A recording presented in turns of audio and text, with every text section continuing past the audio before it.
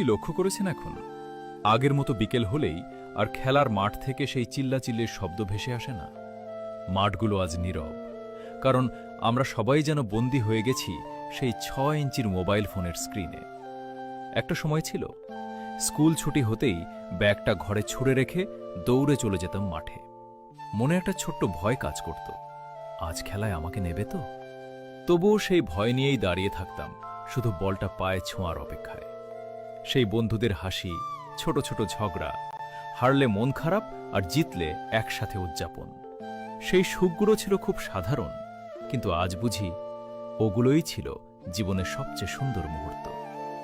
আজ আমরা বড় হয়েছি, কিন্তু কোথাও যেন সেই ছোটবেলার বিকেলগুলো হারিয়ে ফেলেছি। মাঠটা আজও আছে, শুধু নেই সেই দৌড়ে যাওয়া ছেলে মেয়েগুলো। সময়ের সাথে সব বদলে যায়, কিন্তু কিছু স্মৃতি কখনো বদলায় না। সেগুলো চুপচাপ থেকে যায় বুকের ভেতর, আর মাঝে মাঝে মনে করিয়ে দেয়